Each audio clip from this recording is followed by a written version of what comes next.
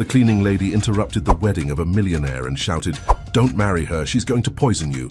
After ignoring the maid, the millionaire was left petrified by what his wife was capable of doing on their honeymoon. Rose Matthews was 53 years old, with grey hair always tied in a tight bun, hands calloused from scrubbing marble floors, and brown eyes that carried the wisdom of someone who had worked her entire life serving others. That Thursday afternoon, she was cleaning the crystal chandeliers in Richard Alston's mansion living room when she heard the doorbell echo through the main corridor. Her heart leaped with joy because she recognized the insistent and familiar ring. She left the microfiber cloth on the ladder and walked to the front door, feeling her knees complain from so many hours climbing up and down steps. Upon opening the heavy mahogany door, she found Carol Rogers standing at the threshold, smiling with that warm manner that always brought comfort. "Rose, dear, it's been so long since we've properly seen each other," said Carol, opening her arms for a tight hug. Rose felt her eyes well up as she hugged her friend of many years, that 62-year-old woman who had been her confidant, her sister of the heart, since the days they worked together in a smaller house on the other side of town. Carol had a face marked by expression lines, completely white hair cut at shoulder length, and wore a simple navy blue cotton dress. The two had known each other for almost 20 years, sharing secrets, tears, and laughter during lunch breaks and days off. Rose led her friend to the spacious kitchen, where she prepared fresh coffee while telling her about the preparations for her employer, Richard's wedding. "He's so excited, Carol. His bride, Valerie, is a beautiful woman, but I confess there's something about her that makes me uneasy," said Rose, serving coffee in white porcelain cups. Carol took a sip of the hot drink and sighed, feeling the liquid warm her throat while choosing the right words to ask about her friend's life. They talked about trivialities for a few minutes, about back pain, high blood pressure medications, and gossip about former colleagues. It was then that Rose suggested showing the wedding preparations, because flowers were being arranged in the banquet hall located in the mansion's annex. The two walked down the long corridor, passing European landscape paintings and Chinese porcelain vases that cost more than Rose would earn in a lifetime. When they reached the hall, they found gigantic arrangements of white roses and lilies that perfumed the air with a sweet fragrance. In the center of the room, supervising the decoration, was a tall, elegant woman of approximately 35, black wavy hair falling down her back, tight white dress highlighting her perfect silhouette, tanned skin, and impeccable makeup. "That's Valerie," Rose whispered to Carol, discreetly pointing to the bride. Carol raised her eyes to observe the woman commanding the decorators with precise gestures and a firm voice. But the exact moment her gaze met Valerie's face, her entire body froze as if it had been plunged into ice water. The color drained from her face, leaving her as pale as the wax of an extinguished candle. Her hands began to shake violently, causing the empty coffee cup she still held to rattle against the saucer. Rose immediately noticed the change in her friend and held her arm tightly, feeling the tremor running through Carol's body. "What's wrong? Are you okay?" asked Rose, alarmed by the expression of pure terror taking over her friend's face. Carol pulled Rose out of the hall urgently, practically dragging her friend back down the corridor until they reached the empty kitchen again. Her breathing was rapid, her chest rising and falling in quick movements as she tried to regain control. She sat down heavily in one of the chairs, holding her head between her trembling hands. Rose served a glass of ice water and placed it before her friend, sitting beside her and touching her shoulder gently.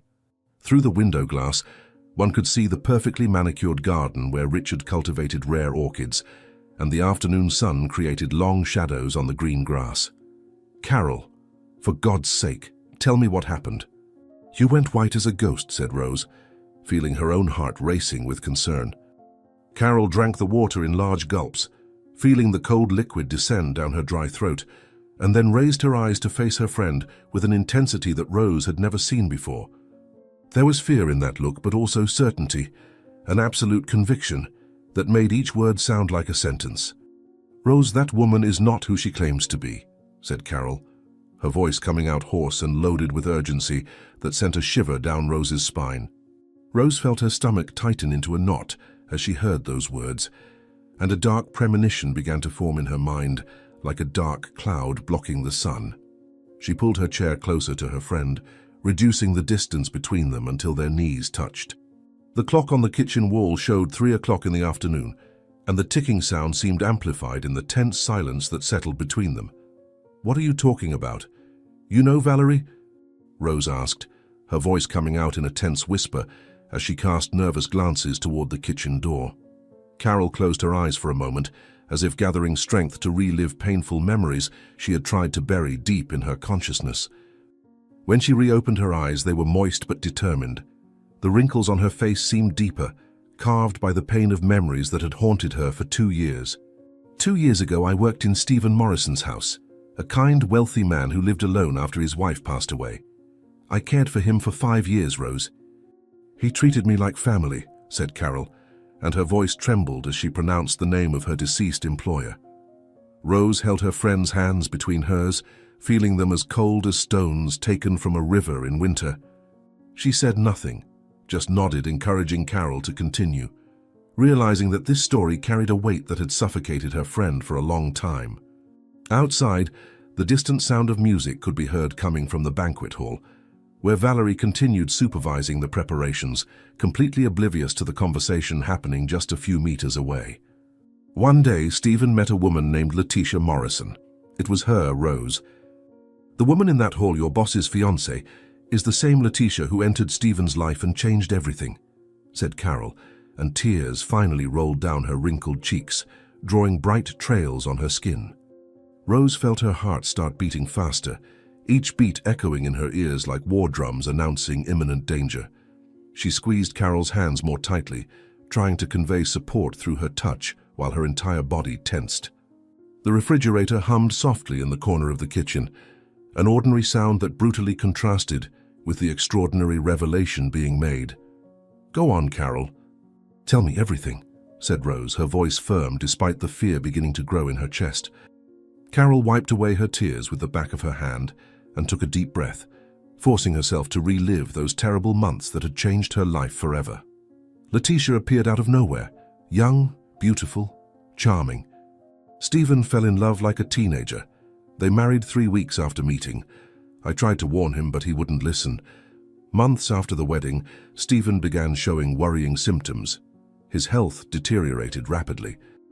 Letitia insisted on caring for him alone, wouldn't let anyone into the bedroom. When they finally took him to the hospital, the doctors couldn't reverse his condition. "He died within a week," said Carol, and sobs began to shake her thin body as the memories flooded her. Rose felt tears burning her own eyes, imagining the suffering her friend had witnessed and carried alone for so long. She stood up and hugged Carol from behind, resting her friend's head against her chest as she let her cry. Through the window, she saw Richard passing through the garden carrying a box of decorations, a smile on his face showing genuine happiness about the approaching wedding. That smile made Rose's heart ache painfully. The doctors said it was heart problems, natural complications of age. But I always knew Rose. I saw Letitia preparing those special teas, those vitamins that only she gave him. After Stephen died, she inherited everything, millions of dollars. And then she disappeared, said Carol, her voice muffled against Rose's apron. Rose felt her blood freeze completely, as if ice had been injected directly into her veins, spreading throughout her body in successive waves of terror.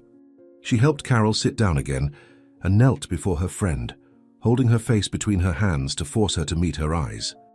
The afternoon sun came through the window, illuminating dust particles floating in the air, creating an almost surreal atmosphere for that conversation that would change everything. "Carol, are you absolutely sure that Valerie is Letitia? Couldn't it just be a resemblance?" asked Rose, mentally begging for there to be some mistake, some impossible coincidence that would explain it. Carol shook her head vehemently, her red eyes fixed on Rose's with an intensity that left no room for doubt. "I cared for Stephen for 5 years, Rose. I spent 6 months seeing that face every day. It's her. She changed her hair, maybe had some subtle plastic surgery, but it's the same woman. The eyes, the smile, the voice, even the way she moves her hands when she speaks. It's Letitia Morrison, and she's going to do to your boss exactly what she did to Stephen," said Carol, and each word came out with the force of a terrible prophecy. Rose rose slowly, feeling her legs weak as if her bones had been replaced by gelatin. that could barely support her weight. She walked to the kitchen window, looking out at the perfectly maintained gardens of the mansion while her mind worked frantically. She thought of Richard, the man who had employed her 15 years ago, who had always treated her with respect and dignity, who paid fair wages and had never been rude or cruel. He didn't deserve that fate. She also thought of Stephen, a man she never knew but who died alone and poisoned while those around him failed to save him. "I need to tell Mr. Richard. I need to warn him before it's too late," said Rose, turning to Carol with determination hardening her features. Carol stood up too, moving to stand beside her friend, and placed a hand on her shoulder in a gesture of support and concern. "Be careful, Rose. Men in love don't want to hear the truth about their beloved. Stephen didn't listen to me. He chose to believe her and not me, and it cost him his life," said Carol, her voice laden with warning born of bitter experience. Rose nodded slowly, understanding the risk she was about to take, but knowing her conscience would never leave her in peace if she remained silent and allowed another tragedy to happen. She walked Carol to the front door, saying goodbye with a long, tight hug that communicated more than words could express. When her friend left, Rose stood in the entrance hall, gathering courage for what she needed to do. "Mr. Richard needs to know the truth no matter how much it hurts," she thought, feeling her heart hammer against her ribs. The next day, Rose found Richard having breakfast alone on the veranda, enjoying a rare moment when Valerie had gone out to resolve final details of the wedding. The morning sun created patterns of light and shadow through the vines that decorated the wooden structure. "Mr. Richard, I need to talk to you about something very important regarding Miss Valerie," said Rose, her hands trembling slightly while serving fresh orange juice in his glass. Richard looked up from the newspaper he was reading, slightly frowning at the seriousness in his employee's tone of voice. He was a 42-year-old man, brown hair combed back, intelligent blue eyes, athletic build maintained by hours at the gym, and an easy smile that won people over. He wore a white linen shirt and light pants, the perfect image of a successful man relaxing before an important day. "About Valerie? What is it, Rose?" he asked, folding the newspaper and giving her his full attention. Rose took a deep breath, feeling her hands sweat and her heart race as she carefully chose her words. Behind him, birds sang in the garden trees, a cheerful sound that contrasted with the tension she felt. "A friend of mine recognized Miss Valerie. She says your bride was married before 2 years ago, to a man named Stephen Morrison. She used the name Leticia Morrison at the time. The man died 3 months after the wedding in a very strange way, and she inherited his entire fortune," said Rose, carefully observing Richard's reaction while feeling her stomach churn with nervousness. Richard remained silent for a long moment, his face going through various expressions, from confusion to disbelief and finally irritation. He put the coffee cup on the table with more force than necessary, making the dark liquid splash onto the white saucer. The lines around his mouth tightened, and his blue eyes lost the friendly sparkle they normally had. "Rose, Valerie told me about her previous marriage. Her husband died of natural causes and she was devastated. She moved to another city to start over and try to overcome the pain. There's no secret in this. I don't want to hear any more of these absurd stories," said Richard, his voice taking on a defensive and firm tone that ended the conversation. Rose felt her heart sink like a stone thrown into deep water, but she knew she couldn't give up easily when her boss's life might be in danger. She took another step toward the table, gathering courage to insist. "Mr. Richard, please just investigate the name Stephen Morrison, ask to see documents, ask questions." "That's all I ask," said Rose, her voice coming out pleadingly. Richard stood up abruptly, his chair scraping loudly against the wooden floor, and his face turned red with contained anger. "Enough, Rose. If you mention this one more time, I will fire you. Understand? One word about Valerie, and you will be looking for another job. Now go tend to your duties and leave me alone," said Richard, and the harshness in his voice cut Rose like a sharp blade. Rose felt the blood drain from her face, leaving her dizzy and nauseous, and her entire body began to tremble with the mixture of fear, sadness, and indignation. She had dedicated 15 years of her life to that house, treating Richard almost like a son, and now she was being threatened and silenced for trying to protect him. She returned to the mansion with mechanical steps, her eyes burning with unshed tears. The hallway seemed longer than ever, each step heavy as lead. He chose her instead of believing me. But I cannot give up, thought Rose, feeling determination hardening in her chest despite the fear. That night, Rose called Carol from her small room at the back of the mansion, her voice choked as she told about the failed attempt to warn Richard. "He doesn't want to listen to me, Carol. He threatened to fire me if I mentioned the subject again. The wedding is tomorrow. What should I do?" said Rose, sitting on her narrow bed with the phone pressed against her ear. Carol sighed on the other end of the line, the sound laden with understanding and shared sadness. There was a long silence as she thought, and Rose could hear the ticking of a clock in the background. "I know how you feel, Rose. I went through the same situation with Stephen, but you need to protect yourself too. If you lose your job, how will you survive?" said Carol, although her own voice revealed doubt about the advice she was giving. Rose was silent for a long moment, looking through the small window of her room at the stars shining in the night sky. "I can't give up on him, Carol. If I do nothing and something happens, I will never forgive myself. I will try one last time tomorrow during the wedding," said Rose, and her voice came out with a determination that surprised even herself. The wedding day arrived with a flawless blue sky and a gentle breeze that swayed the white silk curtains installed in the mansion's ballroom. Rose wore her most formal uniform, a black dress with an immaculate white apron, and tied her hair in a bun even tighter than usual. She worked all morning helping with the final preparations, arranging chairs, supervising the placement of flowers, checking that every detail was perfect. Her stomach was churning, a tight knot of anxiety that made it impossible to eat anything. As she worked, she watched Valerie moving through the hall in her stunning wedding dress, all in French lace and pure silk, the long veil dragging on the floor like a cloud tail. "She looks like an angel, but she's a demon in disguise," thought Rose, feeling anger boiling in her veins. Guests began arriving around 3 in the afternoon. Women in expensive gala dresses, men in perfectly fitted tuxedos, all members of the high society that Richard and Valerie frequented. Rose remained at the back of the hall, near the doors leading to the kitchen, watching everything with attentive eyes. Her heart was beating erratically, each beat echoing in her ears like a war drum. She had made a decision during the sleepless night, a decision that could cost her everything, but one that her conscience demanded. "If Richard doesn't want to listen to me in private, I will make him listen in front of everyone," thought Rose, feeling her hands sweat and tremble slightly.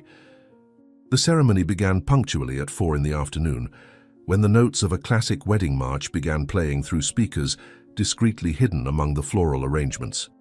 Richard was standing before the improvised altar, handsome in his navy blue tuxedo, a radiant smile lighting his face as he waited for his bride. Valerie entered, walking slowly down the center aisle, holding a bouquet of white roses, her face covered by the thin veil but still visible to all present. The late afternoon sunlight came through the tall windows, creating an almost celestial effect that made Valerie seem to glow. Rose felt her breath catch in her throat as she saw the scene, Valerie's beauty contrasting violently with the evil she hid. "It's now or never. God forgive me for what I'm about to do," thought Rose, beginning to move silently closer to the altar. The officiant, a white-haired man wearing an elegant grey suit, began the ceremony with the traditional words about love, commitment, and eternal union. Richard and Valerie stood hand in hand before him, looking at each other with expressions of adoration that would have melted any heart. The guests watched in respectful silence, some with emotional tears in their eyes. Rose positioned herself in the side aisle, just a few meters from the altar, her entire body trembling like a leaf in the wind. "Richard Alston, do you take Valerie Stone as your lawful wife to love and respect her in sickness and in health, in wealth and in poverty, until death do you part?" asked the officiant, his solemn voice echoing through the silent hall. Richard smiled, squeezing Valerie's hands tenderly, his blue eyes shining with genuine happiness that made Rose's heart break at the same time it filled with determination. "I do," said Richard, his voice firm and full of conviction. The officiant turned to Valerie, repeating the same ritual question. "Valerie Stone, do you take Richard Alston as your lawful husband, to love and respect him in sickness and in health, in wealth and in poverty, until death do you part?" But he asked, and the hall remained in absolute silence awaiting the response. Valerie opened her mouth to respond, her red-painted lips curving into a perfect smile, but before any sound could come out, Rose's voice exploded through the hall like thunder tearing through the sky. "No, don't marry her. She will poison you, sir," shouted Rose, her voice laden with desperation and determination, echoing throughout the environment and freezing everyone present in their chairs. The silence that followed was absolute and suffocating, as if all the oxygen had been sucked from the hall in a single instant. All heads turned simultaneously to stare at Rose, shocked faces and open mouths in expressions of horror and disbelief. Valerie let out a sharp cry and brought her hands to her face, the bouquet falling to the floor with a muffled sound. Richard stood completely still, his face quickly changing from confusion to comprehension, and finally to a rage that Rose had never seen before. The white flowers scattered on the floor seemed to symbolize the destroyed purity of that moment. "Rose, what are you doing?" roared Richard, his voice laden with fury and humiliation. Rose stepped forward, her legs trembling, but her voice remaining firm, fueled by the absolute certainty that she was doing the right thing, even if it cost everything. "Mr. Richard, she is not who she says she is. Her real name is Letitia Morrison. 2 years ago, she married a man named Stephen Morrison, poisoned him and took all his inheritance. She will do the same thing to you," said Rose, and each word came out clear and strong, cutting through the tense air like a sharp knife.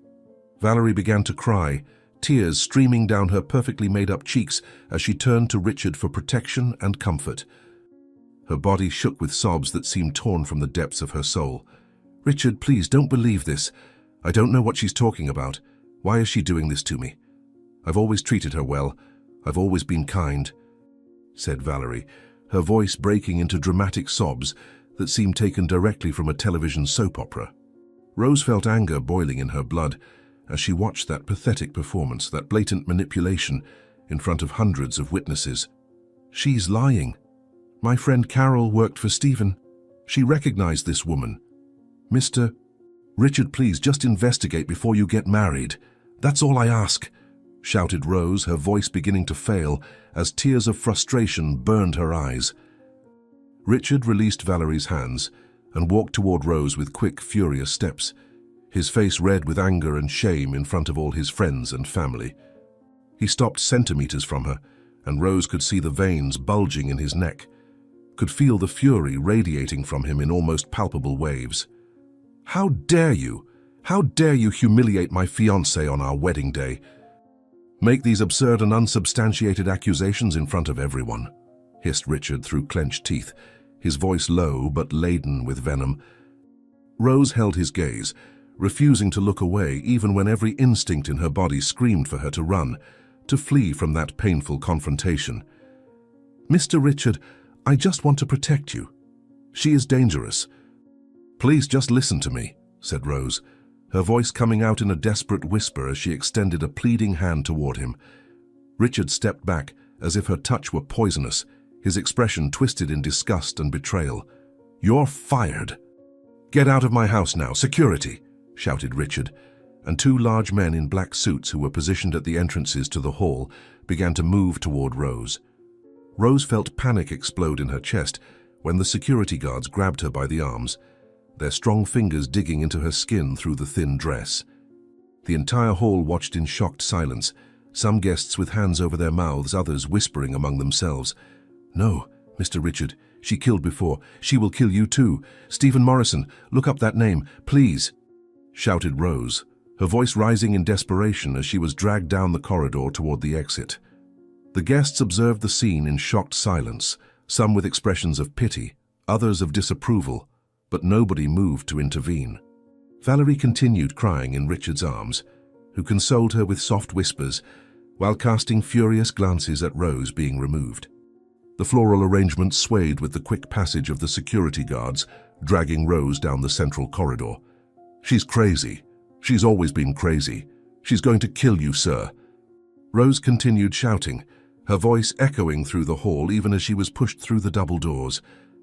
The guards took her to the main entrance of the mansion and literally pushed her out, making her stumble and almost fall on the marble steps. "Don't come back here. You're no longer welcome," said one of the men before slamming the heavy door in her face with a final and definitive sound. Rose stood at the entrance of the mansion where she had worked for 15 years, her entire body violently trembling as the reality of what she had just done began to penetrate through the adrenaline that had fueled her courage. She had lost everything, her job, her dignity, her home, because that small room at the back of the mansion was where she lived. The tears finally began to fall freely, running down her cheeks and dripping from her chin as she hugged herself. The street was empty and silent, contrasting with the chaos that had just happened inside the mansion. "What have I done? My God, what have I done?" she muttered, feeling her knees weaken. She walked through the streets of the wealthy neighborhood in a state of shock, legs moving mechanically, while her mind spun in chaotic circles. People passed by looking curiously at the middle-aged woman in a maid's uniform, openly crying. But nobody stopped to help. After several directionless blocks, Rose finally stopped at a small square and sat on a bench, taking out her old cell phone with uncontrollably trembling hands. She dialed Carol's number, and as soon as she heard her friend's voice, the sobs exploded with full force. "Carol, I did it. I tried to stop the wedding. I lost everything and he didn't believe me," said Rose between sobs. Carol was silent, processing the words before responding with a firm and decisive voice. "Rose, come to my house right now. I'll send you the address. I have documents about Stephen saved. They travel in 48 hours. If we gather evidence, we can go to the police. It's our last chance to save him," said Carol, iron determination in every word. Rose felt a spark of hope ignite in her chest, weak but persistent. 48 hours. "We still have 48 hours to prevent a tragedy," thought Rose, wiping away the tears and standing up from the bench with renewed determination. Rose got off the bus in Carol's neighborhood when the sky was already tinged with orange and purple, the last lights of the day slowly fading on the horizon. Her legs were heavy with fatigue, not just physical but emotional, as if she were carrying bags of sand tied to her ankles. The address Carol had sent by message led her to a quiet street of simple houses, walled and with small gardens in front. Carol's house was the fifth on the street, painted beige with a green iron gate. A modest but well-maintained building. Rose rang the doorbell and in a few seconds heard hurried steps from the other side. Carol opened the door with eyes widened with concern, still wearing the same navy blue dress from hours ago, but now with a flour-stained apron over it. "Rose, thank God you arrived." Come in quickly," said Carol, pulling her friend inside and closing the door behind them with a firm click that seemed to seal some kind of silent pact. The house smelled of fresh coffee and homemade bread, comforting aromas that contrasted with the whirlwind of emotions Rose felt spinning inside her chest. Carol led her through the small living room, decorated with old but comfortable furniture, passing by a bookshelf full of books and framed photographs, until they reached the kitchen, where the wooden table was covered with a white crochet tablecloth. On the table were already scattered documents, photographs, and newspaper clippings, organized like pieces of a macabre puzzle. "Sit here. You must be exhausted. I'll serve you something to eat while we look at this," Carol said, indicating one of the 4 chairs around the table. Rose obeyed, feeling her legs give way with relief when she could finally sit. Her eyes were still red and swollen from crying, and her throat hurt as if she had swallowed shards of glass. "I need to see the evidence, Carol. I need to be absolutely certain before we decide what to do," said Rose, extending her trembling hand toward the documents on the table.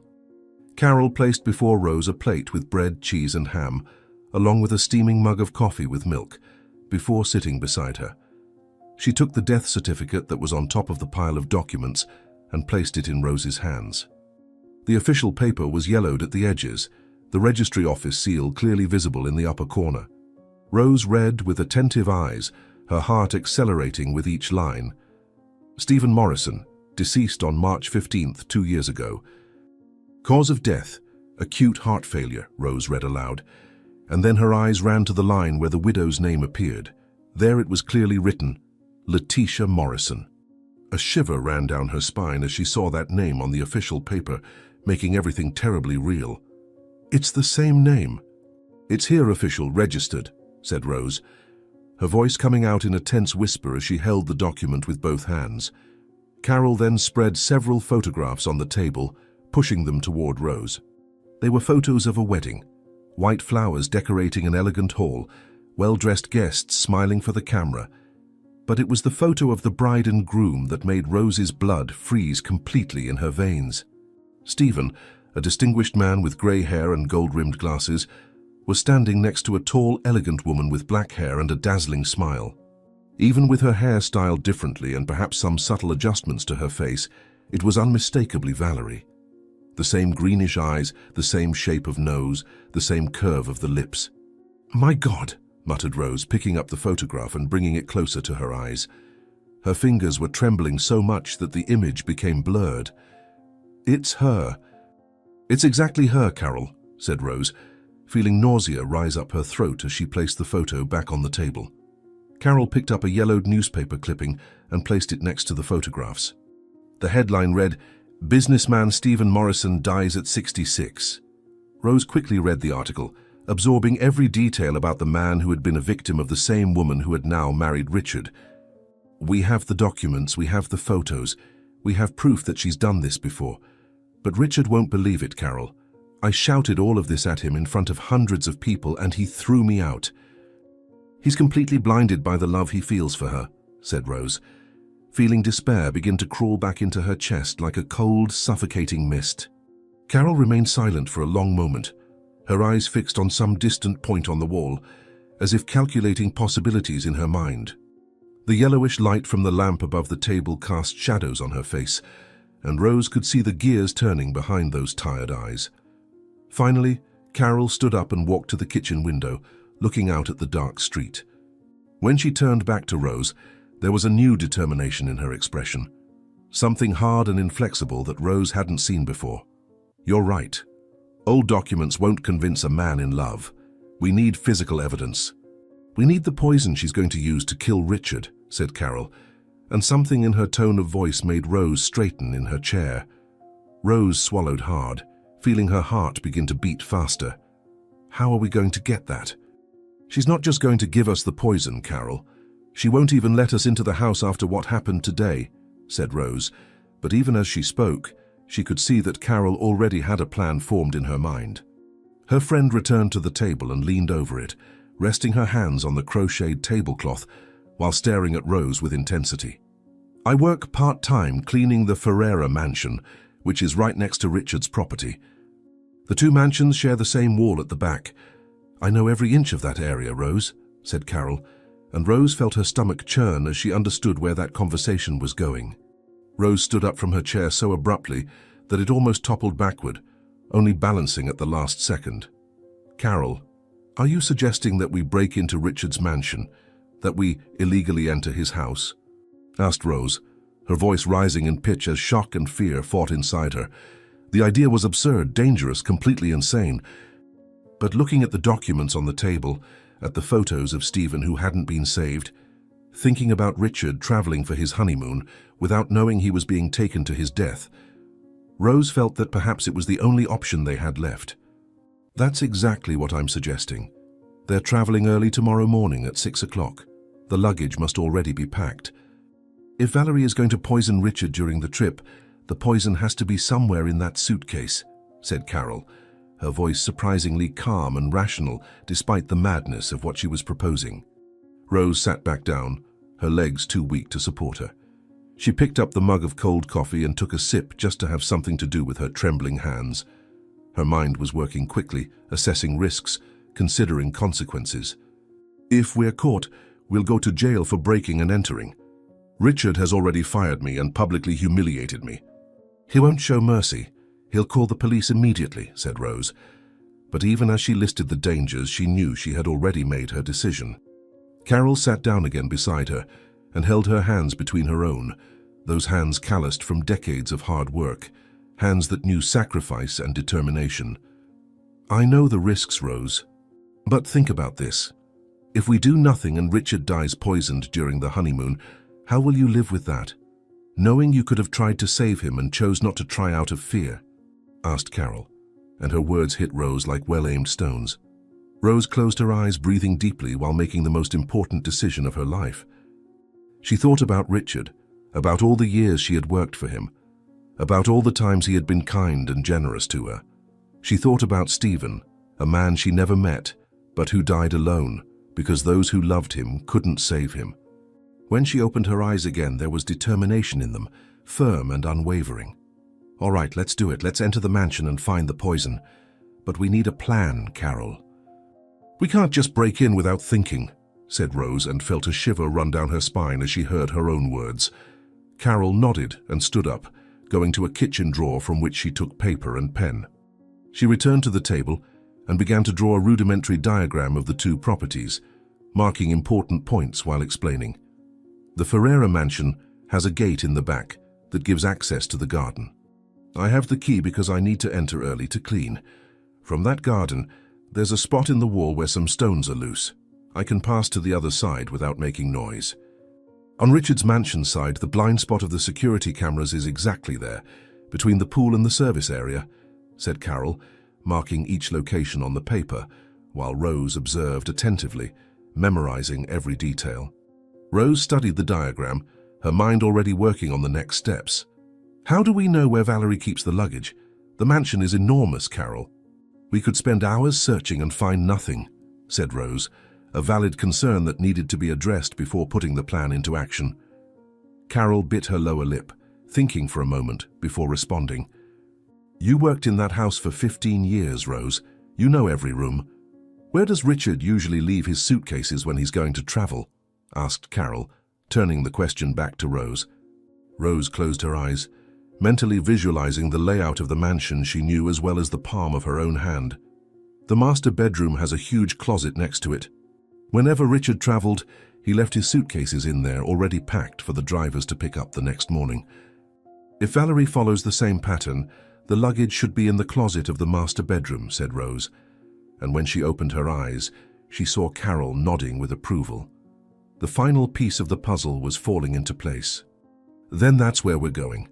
We enter through the back, go up to the master bedroom, check the luggage and leave. It should take 20 minutes at most if everything goes well," said Carol. And Rose felt her stomach churn as she realized they were really going to do this.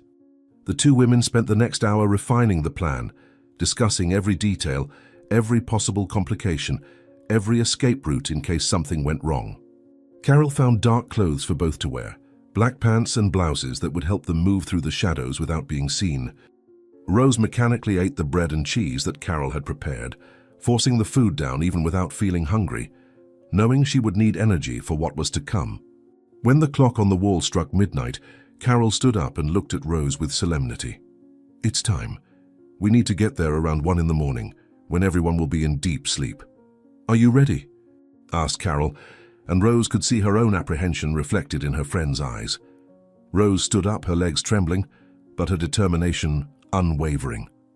"I'm ready. Let's save Richard, no matter what happens," said Rose, and the two women exchanged a look that sealed their silent pact. The journey to the upscale neighborhood where the mansions were located took 40 minutes by taxi. Carol paid the driver 2 blocks before their destination, not wanting to leave any trace that might connect them to the location. They walked the rest of the way in silence, 2 dark shadows gliding through the empty streets of early morning. The neighborhood was as quiet as a cemetery, only the occasional sound of a dog barking in the distance, breaking the oppressive silence. When they reached the Ferreira mansion, Carol took the key from her pocket with slightly trembling hands. "From here on, we make no noise at all.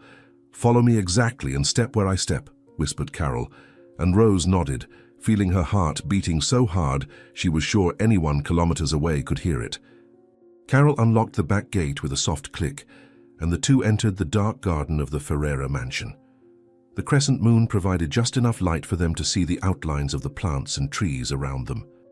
Carol led Rose through the garden with sure steps, knowing every stone, every path, even in the almost complete darkness. They reached the wall that divided the two properties, a brick structure approximately 2 meters high. Carol felt along the surface until she found the spot where some stones were loose, creating natural footholds. "I'll climb up first and help you from the other side," whispered Carol, and began to scale the wall with surprising agility for a 62-year-old woman. Rose watched her friend disappear over the other side of the wall and then heard a soft whisper, "Your turn, Rose. Put your right foot on the third stone from the bottom," said Carol from the other side. Rose took a deep breath, gathering courage, and began to climb. Her hands scraped against the rough bricks, her fingers finding precarious holds as she pushed her body upward. At the top of the wall, Carol held her hand and helped her down the other side. When Rose's feet touched the ground of Richard's mansion garden, she felt she had crossed a line from which there was no return. "We're inside." "Now comes the hard part," thought Rose, trying to control her rapid breathing. Carol pointed to the shadowy area between the pool and the service area, exactly as she had described in the diagram. They moved quickly but silently, staying crouched, using every bush and column as cover. Richard's mansion was dark, with only a few security lights dimly illuminating the entrances. Carol guided them to a side door that gave access to the service area, and to Rose's relief, the door was unlocked. Richard never locked the internal doors at night, only the external ones, remembered Rose, feeling a pang of guilt for using this knowledge to invade her former employer's house. Carol pushed the door slowly, and the two entered the silent, dark service area. "Where is the staircase to the upper floor?" whispered Carol, and Rose pointed to the corridor on the left. The two women crossed the service area, passed through the kitchen where Rose had prepared so many meals over the years, and reached the main hall where a marble staircase spiraled up to the second floor. Each step seemed to groan under their feet, each sound amplified by the silence of dawn and the fear pulsing through their veins. Rose mentally counted the steps, 24 to the landing, and then they turned right toward the master bedroom. The door was closed but not locked. Carol looked at Rose, who nodded, and together they pushed the door open slowly. The room was shrouded in darkness, but Rose could hear the heavy breathing of people sleeping. "Richard and Valerie are in bed. We need to be absolutely silent," thought Rose, feeling cold sweat running down her back. They moved like ghosts through the dark room, Rose guiding Carol toward the closet on the left side.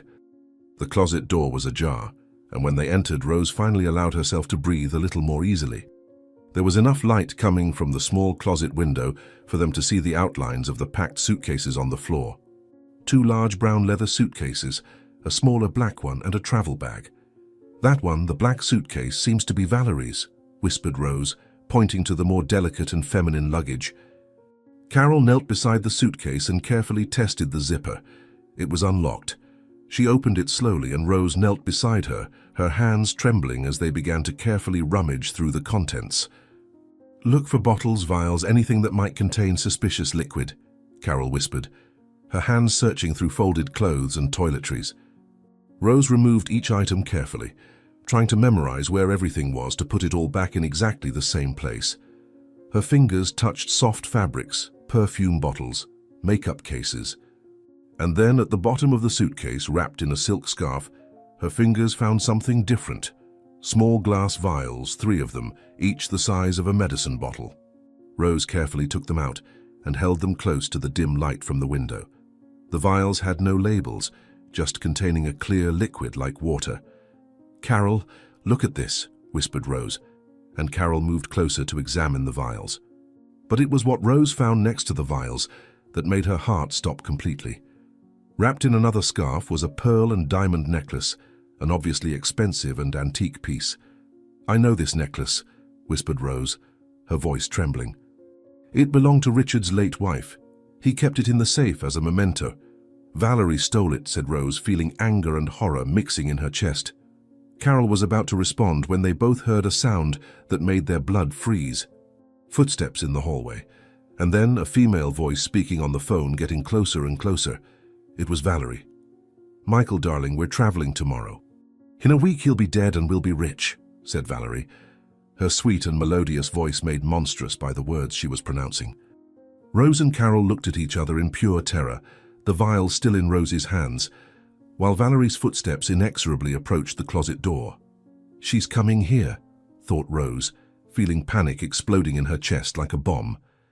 Rose clutched the vials to her chest, her heart beating so loudly she was certain Valerie could hear it through the walls. Carol held her arm tightly, fingers digging into her skin as both remained paralyzed inside the dark closet. Valerie's voice was getting closer and closer, that melodious tone Rose had heard so many times over the past few months, but now laden with a malice that made each word sound like liquid poison being poured. "Yes, Michael, everything is going according to plan. The idiot suspects nothing. In the next few weeks, I'll administer small doses during meals. He'll start feeling weakness. He'll think it's travel fatigue. When we return, if we return at all, he'll be so sick that no one will suspect," said Valerie, and Rose could hear the cruel smile in her voice. The footsteps stopped exactly on the other side of the closet door. "She's going to come in here." "My God, she's going to catch us," thought Rose, feeling pure panic crawling up her spine like poisonous spiders. The closet door opened with a sudden movement, and the hallway light flooded the small space where Rose and Carol were crouched among the suitcases. Valerie froze at the entrance, the phone still pressed against her ear, her green eyes widening in absolute shock at seeing the two women inside her closet. For a second that seemed to stretch for an eternity, no one moved, no one breathed. It was as if time had completely stopped, suspending everyone in a surreal scene of silent confrontation. Then Valerie let the phone drop from her hands, and a sharp, shrill scream exploded from her throat, a sound so loud and piercing that it seemed to make the walls vibrate. "Thieves! There are thieves in the house! Richard! Richard!" screamed Valerie, her voice rising in hysteria as she backed away from the closet, stumbling over her own feet. Rose stood up quickly, her knees protesting after so much time crouching, and raised the transparent vials above her head so Valerie could see them clearly. Carol also stood up beside her, forming a protective barrier between Rose and Valerie. "We're not thieves. We found this in your suitcase. This is poison. You were going to poison Mr. Richard during the honeymoon, exactly as you did with Stephen Morrison," shouted Rose, her voice loaded with accusation and triumph, finally holding the physical evidence they so desperately needed. Valerie stopped screaming for a moment, her eyes fixing on the vials with an expression that quickly passed from shock to cold calculation. "She knows we've discovered her. She needs to think quickly about how to get out of this," thought Rose, watching the gears turning behind those green eyes that now looked like those of a snake about to strike. Valerie took a step forward, extending her hand toward Rose with a sudden and aggressive movement. "Give it back now. You have no right to mess with my things. You invaded my house," shouted Valerie, advancing another step. Rose instinctively backed away, protecting the vials against her chest, but Valerie was faster. She lunged at Rose with surprising strength, her bright red painted nails grabbing Rose's wrist and trying to snatch the vials from her hands. Carol tried to pull Valerie back, holding her shoulders, but the younger woman was strong and driven by desperation.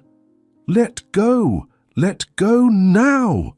shouted Valerie, and in the tumult of the struggle, she managed to snatch all 3 vials from Rose's hands. Rose felt her fingers slip from the smooth glass, saw the vials pass to Valerie's hands, and her heart sank like a stone thrown into deep water. "No, that's our only proof," shouted Rose, trying to recover the vials, but Valerie was already running toward the bedroom window. Valerie reached the large window overlooking the back gardens, and without hesitating for a second, opened it completely and threw the 3 vials through the opening with force. Rose and Carol ran to the window, in time to see the small glass objects disappear into the darkness of the garden below, hearing the distant sound of glass breaking against the stones of the decorative pathway. The physical evidence they had risked everything to obtain had just been destroyed in a matter of seconds. There's nothing left. You have no proof whatsoever," said Valerie, turning to face them with a triumphant smile that made Rose's blood boil with impotent anger. But then Valerie did something that left Rose completely frozen with horror. The woman raised her own hands and began to scratch her own arm with her nails, creating long red marks on her fair skin, tearing the surface until small drops of blood began to appear. "What are you doing?" asked Carol, horrified, taking a step back. Valerie created marks on her own arm that looked consistent with defensive marks, as if someone had attacked her. Tears began to stream down her perfectly made-up cheeks, dramatic sobs shaking her shoulders, as she transformed before their eyes from calculating villain to helpless victim.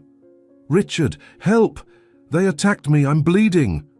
shouted Valerie, her voice breaking in convincing panic as she held her scratched arm against her chest.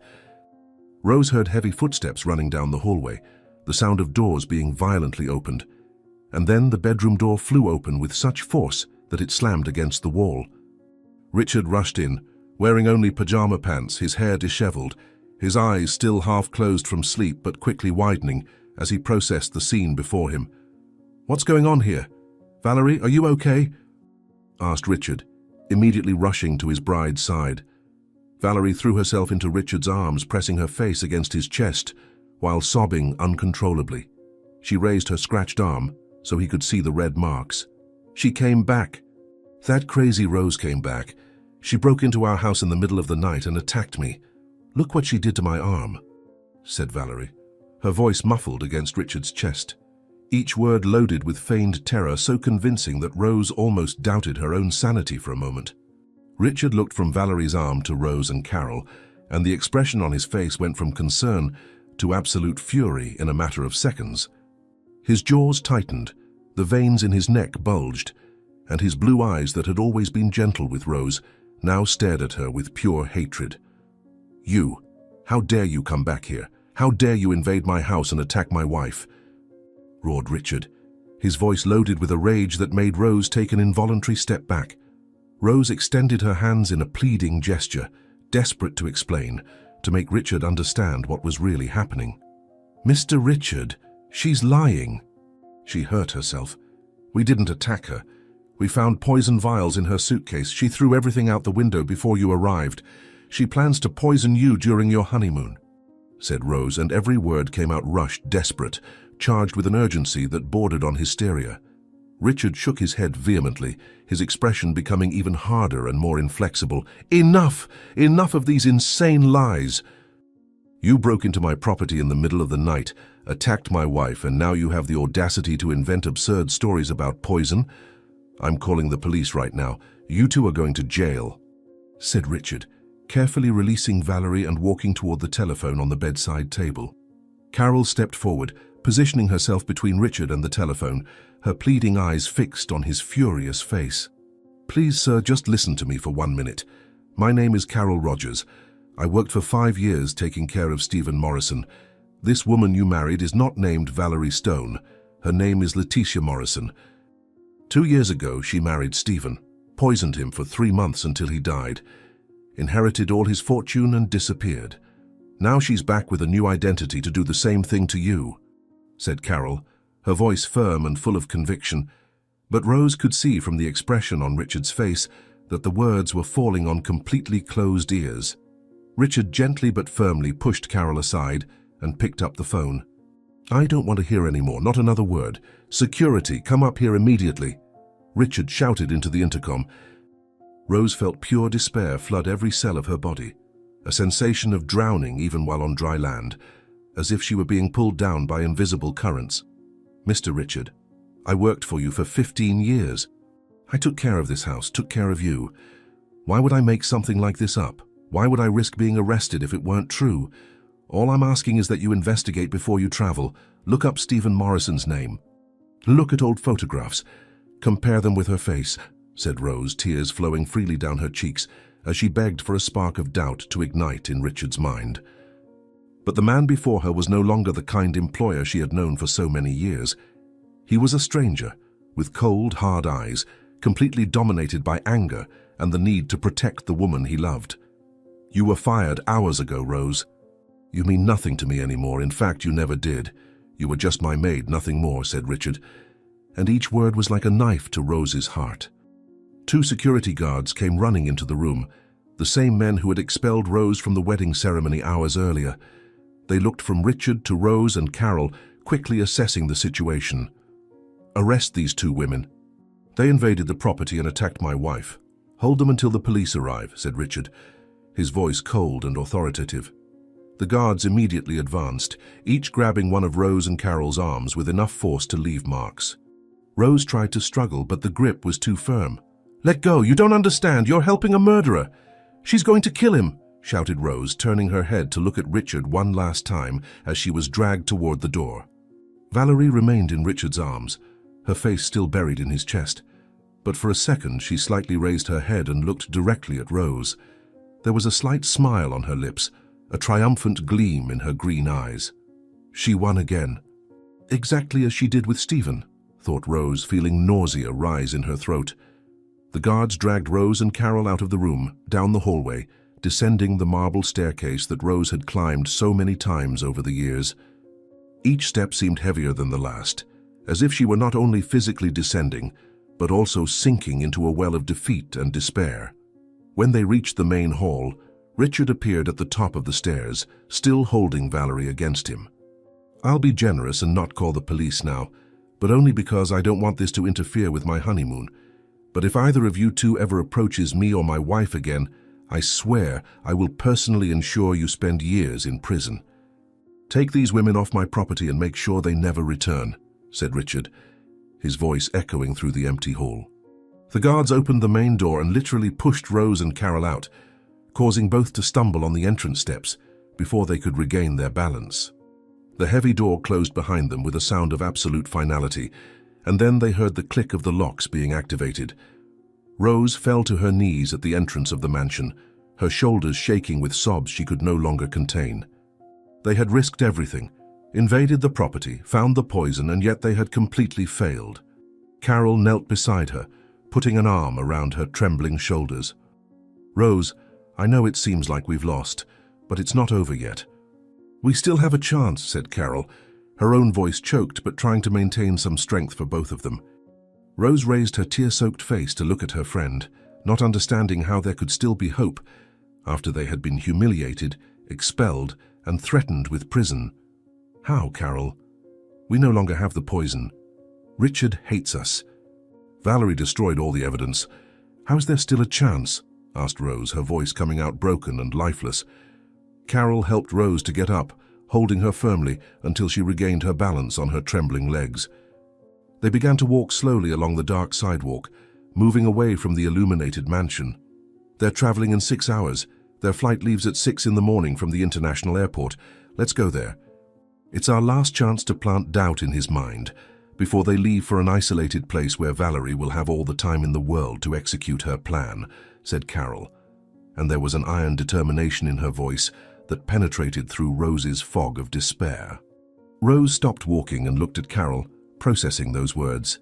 The airport, the last place where Richard would be on safe ground, surrounded by people, before embarking to an isolated resort where he would be completely at Valerie's mercy. "But he won't listen to us, Carol. We've tried in every possible way. He's completely blind," said Rose. But even as she spoke, she could feel a small spark of hope beginning to light up again in her chest. Carol held both of Rose's hands between hers, forcing her to meet her determined eyes. "Stephen was my friend, almost like a father to me. I failed to save him because I gave up too early. I won't fail again. We're going to the airport, and we're going to shout Stephen Morrison's name until Richard has no choice but to at least consider the possibility that we're telling the truth. Even if it's just a seed of doubt, it might be enough to save him," said Carol, and Rose felt fresh tears streaming down her face. But this time they weren't just of despair, they were also of gratitude for having such an unwavering friend by her side. Rose squeezed Carol's hands and nodded slowly, feeling renewed strength flow through her tired limbs. "All right, let's go to the airport. I won't give up on him as long as there's still air in my lungs and strength in my body," said Rose, and the two women began to walk faster down the dark street, heading to the nearest taxi stand. The sky to the east was beginning to lighten with the first shades of grey, announcing the imminent arrival of morning. 6 hours. We have less than 6 hours to save Richard's life, thought Rose, quickening her pace even more as a race against time began. Rose and Carol arrived at the international airport when the sky was already completely clear, painted in orange and pink hues, announcing the sunrise. The taxi dropped them off at the entrance of the International Departures Terminal at 5:45 in the morning, and Rose practically jumped out of the vehicle before it had even completely stopped. Her entire body ached with fatigue, her eyes burned from lack of sleep, but the adrenaline running through her veins was enough to keep her alert and focused. Carol quickly paid the driver and ran after her friend, who was already crossing the automatic glass doors that gave access to the main hall of the airport. The terminal was moderately full for that time of morning, people dragging suitcases, families saying goodbye, lone travelers walking hurriedly toward the check-in counters. Rose stopped in the middle of the hall, her eyes frantically scanning the crowd for two specific faces. "Where are they? We need to find them before they go through security," said Rose, her voice loaded with urgency as she spun in circles trying to locate Richard and Valerie. Carol grabbed Rose's arm to stabilize her and pointed to the executive class check-in area, where smaller and more organized lines formed in front of elegant counters. "There! Look there, Rose, it's him!"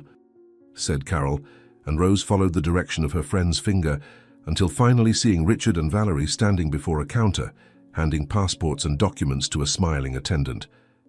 Richard wore an elegant casual suit in shades of beige, sunglasses pushed up on his head, a carry-on bag at his side. Valerie was stunning in a flowing white dress that made her look like a movie star, black hair falling in perfect waves over her shoulders, a designer bag hanging on her arm.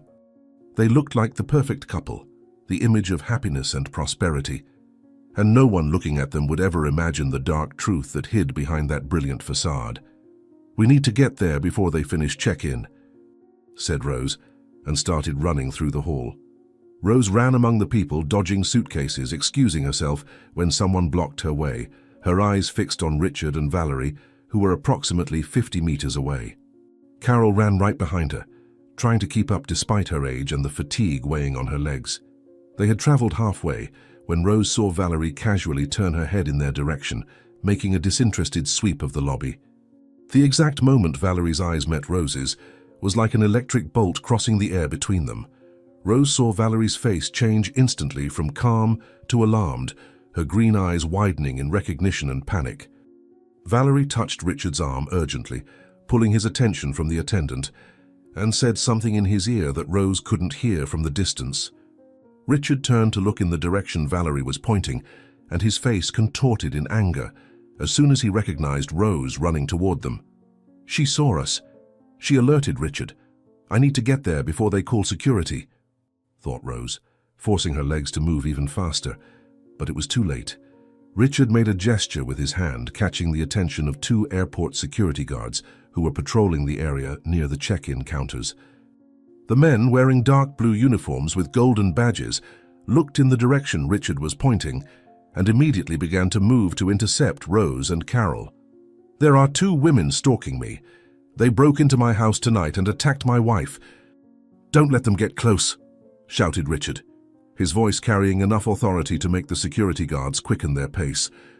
Rose saw the 2 large men changing direction to block her, but she didn't slow down. If this was her last chance, she wasn't going to waste it by staying silent. When she was just 20 meters from Richard, with the guards rapidly converging in her direction, Rose filled her lungs with air and shouted with all the strength her lungs allowed. "Richard, Stephen Morrison. Her name was Letitia Morrison. She poisoned your friend 2 years ago," shouted Rose, and her voice echoed through the airport hall, causing dozens of heads to turn toward the confrontation unfolding.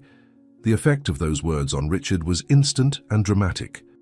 He had started to turn back to the counter, clearly trying to ignore Rose and continue with the check-in, but upon hearing the name Stephen Morrison, his entire body froze as if it had been turned to salt. His face lost all color, becoming as pale as paper, and his eyes widened in absolute shock. The suitcase he was holding in one hand fell to the floor with a muffled sound. Rose saw that reaction and felt an explosion of hope in her chest, so intense that it almost made her stumble. He knew Stephen. The name means something to him, thought Rose, trying to advance a few more steps before the guards reached her. But at that moment, strong hands grabbed her arms from behind, holding her firmly in place. "Let go, let me talk to him, please," shouted Rose, trying to struggle, but the grip was too firm. The security guards were holding Rose and Carol, 1 man for each woman, but they weren't dragging them away yet. They seemed to be waiting for instructions from Richard on how to proceed. Richard remained standing in the same place, completely motionless, his face a mask of confusion and shock that slowly began to give way to something else, perhaps doubt, perhaps recognition. Valerie immediately realized the danger of that moment of hesitation. She moved quickly to stand in front of Richard, blocking his view of Rose, and held his face between her hands to force him to look at her instead of looking at the woman being restrained by the guards. "Richard, darling, don't listen to her. It's all lies. She's crazy, completely insane. She's obsessed with destroying our happiness. We need to board now or we'll miss the flight," said Valerie, her voice coming out in an urgent and pleading tone. tears already forming in her green eyes as if she could cry on command. Richard blinked several times, as if waking from a trance, and focused his eyes on Valerie's face in front of him. Stephen Morrison was my friend. We were business partners for 5 years before he sold his share to retire. He died 2 years ago. How does this woman know his name? How does she connect you to him? Asked Richard, and his voice came out confused, each word careful as if he were walking on unstable ground. Rose saw the opening and seized it before Valerie could respond. Because your wife's name was Leticia Morrison when she married Stephen. She poisoned him for 3 months and inherited millions. My friend Carol worked for him. She recognized her face, Mr. Richard, just compare Stephen's old photos with your wife's face. It's the same woman, shouted Rose, forcing each word out even as one of the guards tried to put his hand over her mouth to silence her. Valerie held Richard's face more firmly, her nails almost digging into his cheeks as she tried to keep his attention completely on her. Love, she's making things up. I never knew any Stephen. She's desperate because she was fired. She's trying to separate us with absurd lies. Please, let's get out of here now, said Valerie, and her voice broke into a sob that would have sounded convincing if Rose hadn't known the truth about who that woman really was. Richard looked from Valerie to Rose, who was still struggling against the security guard's grip, and then back to Valerie. His expression showed a terrible internal conflict, as if 2 parts of his mind were at war. I need to think. I need to process this, muttered Richard, more to himself than to anyone else, but Valerie wouldn't give him time to think. She released Richard's face, grabbed his hand and began pulling him toward the boarding gates, away from the check-in counter, away from Rose and Carol. There's nothing to process. She's crazy. Let's go. Our honeymoon is waiting. You promised to give me the trip of my dreams, said Valerie, and there was something in her tone now, a note of command disguised as pleading that made the hairs on the back of Rose's neck stand up. Richard allowed himself to be pulled, his feet moving mechanically, while his mind was clearly still processing everything he had heard. They walked toward the metal detectors and security scanners that marked the entrance to the boarding area. No! Richard, she's going to kill you just like she killed Stephen, shouted Rose, her desperate voice echoing through the hall as security guards finally began dragging her away toward the exit. Rose fought with all the strength she still possessed, twisting her body, trying to plant her feet on the ground, doing everything in her power to resist removal. Carol beside her was doing the same, shouting Stephen's name repeatedly, their voices mixing in a desperate chorus of warning. But it was useless. The security guards were much stronger, and within minutes they had dragged both women out of the terminal, through the automatic glass doors, and deposited them on the outside sidewalk with firm instructions not to return. If you try to come back in, we'll arrest you for disturbing the peace. Stay away from here, said one of the security guards before going back inside the airport. Rose fell to her knees on the sidewalk, her body finally giving up after hours of uninterrupted tension and effort. Tears streamed down her face, wetting the concrete below her. We failed. He boarded with her. She's going to kill him and there's nothing more we can do, said Rose, her voice coming out broken and lifeless. Carol knelt beside Rose, putting an arm around her shoulders that shook with silent sobs. She was crying too, tears of frustration and defeat running down her wrinkled cheeks. We did everything we could, Rose. We risked everything. We can't blame ourselves if he chose not to believe, said Carol, but her words sounded empty even to her own ears. The 2 women sat on the airport sidewalk for long minutes, watching the sun rise completely in the sky, painting everything with golden morning light. People passed by them, casting curious or concerned glances, but no one stopped to ask if they needed help. Stephen died alone because I couldn't save him. Now Richard will die the same way. She always wins, said Carol, her voice carrying a defeat so deep that it seemed to have roots buried in her very soul. 3 days later, thousands of miles away, Richard Alston was lying on a luxury lounge chair on the private veranda of his suite at an exclusive resort in the Caribbean.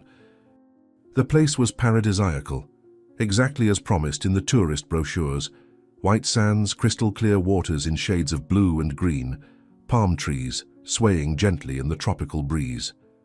The suite cost $10,000 per night and came with a personal butler, private chef, and access to an isolated beach where no other guest was allowed to enter. It should have been paradise on earth. But Richard couldn't relax. Since they had arrived 3 days ago, a single name had constantly echoed in his mind, like a scratched record that wouldn't stop repeating the same line. "Letitia Morrison," Richard muttered to himself, watching the waves break gently on the beach below. Richard hadn't been able to sleep properly since the night before the wedding. Every time he closed his eyes, he saw Rose's face screaming warnings at the airport, heard the name of his old friend Stephen being pronounced by that desperate woman. Stephen had died 2 years ago, suddenly and unexpectedly. Richard had gone to the funeral, shocked by how quickly his friend had deteriorated. At the time, no one questioned the young widow who wept profusely during the ceremony. Richard barely even remembered her face. Everything had been so fast, so chaotic. But now, with Rose's accusation echoing in his mind, he desperately tried to remember. The face of Stephen's widow. What did her face look like? Was it similar to Valerie's? Richard wondered, feeling a chill run down his spine despite the tropical heat. Valerie appeared on the balcony at that moment, wearing a tiny white bikini that left little to the imagination, carrying a tray with 2 glasses of freshly squeezed orange juice. She smiled that dazzling smile that had won Richard over months ago and placed the tray on the table between the 2 loungers. "Love, I brought you fresh juice and also your daily vitamins. You can't forget to take them, especially here with this strong sun and all this activity," said Valerie, taking a small glass vial from the bag she was carrying and pouring 2 clear capsules into her palm. Richard looked at the capsules, then at Valerie, then back at the capsules. Something in his mind began making connections he didn't want to make. "Since when do I take vitamins?" asked Richard, his voice coming out sharper than he intended. Valerie blinked, seeming slightly surprised at his tone, but quickly adjusted her expression to one of loving concern. "Love, you started taking them 2 weeks ago, remember? I bought them at the special pharmacy that the nutritionist recommended. They're imported vitamins, very expensive, to improve your energy and immunity. You said you were feeling more tired lately," said Valerie, extending her hand with the capsules toward Richard. But he didn't take them. Instead, he stared at them as if they were poisonous snakes coiled in his wife's palm. "I don't remember saying I was feeling tired. In fact, before I started taking these vitamins, I felt perfectly fine," said Richard, and something in his voice made Valerie's expression harden imperceptibly for a fraction of a second before she forced the smile back onto her face. Valerie shrugged casually and closed her hand around the capsules. "Well, if you don't want to take them today, that's fine, but they really are good for you, love." "I'm just trying to take care of your health," said Valerie. And something about that phrase, the way she emphasized the word care, made every survival instinct in Richard scream in alert. He watched Valerie walk back inside the suite, swinging her hips exaggeratedly, and a decision formed in his mind. That night, he would pretend to sleep and watch, just to prove to himself that he was being paranoid, that Rose was really crazy, that there was nothing to worry about. "I just want to be sure. I just need to see that there's nothing wrong and then I can finally relax," thought Richard. But his stomach was twisted with an anxiety he couldn't name. Night arrived with its velvety darkness typical of the Caribbean, punctuated by millions of stars that shone like diamonds thrown onto black velvet. Richard and Valerie dined on the veranda, served by the private chef who prepared a 5-course meal with fresh seafood. Valerie was especially attentive, filling Richard's wine glass whenever it was half empty, laughing at his jokes, touching his hand across the table, the perfect image of the loving wife. After dinner, they went to the enormous bed with Egyptian silk sheets that cost more than an economy car. Valerie nestled against Richard's chest, and he hugged her back, but kept his eyes open in the dark, waiting. After what seemed like hours, Valerie's breathing finally became deep and regular, the characteristic pattern of someone who had fallen asleep. Richard waited another 15 minutes just to be sure, keeping his own breathing slow and regular, pretending to be deeply asleep. Now, thought Richard, and very slowly, very carefully, opened his eyes just a tiny bit. But Valerie wasn't sleeping. Richard felt her body shift from completely relaxed to tense in a matter of seconds. She moved away from him carefully, sliding out of bed with cat-like movements, and Richard immediately closed his eyes, maintaining heavy breathing as if in deep sleep. Through his nearly closed eyelids, he saw Valerie's silhouette walking toward the balcony, carrying her cell phone. She opened the sliding glass door just enough to go out and softly closed it behind her. Richard waited a few seconds and then, moving as quietly as possible, got out of bed and walked to the glass door. He hid behind the heavy curtain where he could see Valerie on the balcony, but she couldn't see him in the darkness of the room. She had her back to him, looking at the ocean, the phone pressed against her ear. She's making a call in the middle of the night. Hiding, thought Richard, feeling his heart speed up. Valerie's voice came muffled through the glass, but it was quiet enough in the suite that Richard could hear every word if he paid attention. "Michael, darling, everything is going perfectly. He took triple the dose today without suspecting a thing. 4 more days with this dosage and he'll start showing serious symptoms. In a week he'll be dead and we'll have millions. Yes, millions." "Much more than we got from old Stephen," said Valerie, and her voice was loaded with cruel satisfaction that made Richard's blood completely freeze in his veins. He felt as if he had been plunged into Arctic water, every cell in his body freezing in absolute horror. His legs weakened, and he had to lean against the wall to avoid falling. My God, Rose was right. Carol was right. She really is Letitia Morrison. She really killed Stephen, and now she's killing me, thought Richard, pure panic exploding in his chest. Valerie continued talking on the phone, completely unaware that her husband was awake, and hearing every condemning word that came out of her mouth. "No, he doesn't suspect anything. That stupid maid tried to ruin everything at the airport, but I managed to convince him she was crazy. Men are so easy to manipulate when they're in love. Don't worry, darling. Soon we'll be together and rich." "Very rich," said Valerie, and then hung up the phone. Richard quickly returned to bed, lying in the same position he was in before, forcing his breathing to return to a regular rhythm, despite the panic that screamed in every nerve of his body. He heard the glass door open, felt Valerie return to bed, her warm body pressing against his. And Richard had to use every ounce of self-control he possessed not to pull away in disgust. I need to find the poison. I need physical proof, thought Richard, keeping his eyes firmly closed. Richard waited until Valerie's breathing became deep and regular again, this time genuinely sleeping. He waited another excruciating 30 minutes, each second dragging like an eternity, before finally daring to move.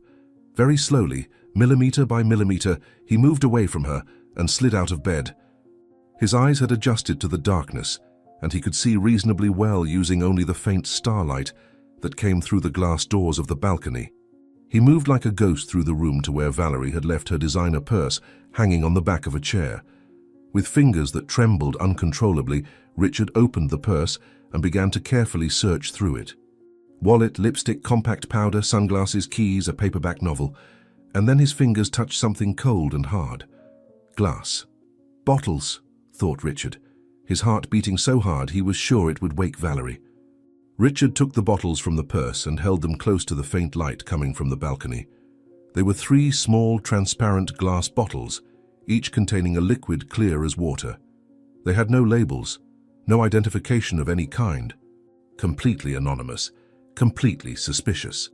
Richard put them in the pocket of his pajamas and continued searching through the purse. At the bottom, wrapped in a black silk handkerchief, his fingers found something that made his heart completely stop for a second. Cold metal, smooth stones. He pulled out the object and almost let out a cry of shock. It was the pearl and diamond necklace that had belonged to his late first wife. The necklace that he kept locked in his safe as a sacred memento. The necklace that had disappeared 3 weeks ago and that he had assumed he had misplaced during some furniture moving. She stole my dead wife's necklace.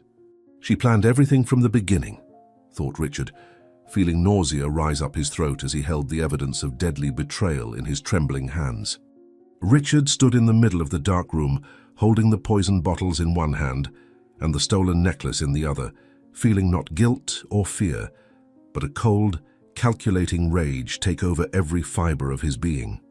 Valerie continued sleeping deeply in bed, completely unaware that her meticulous plan had just fallen apart.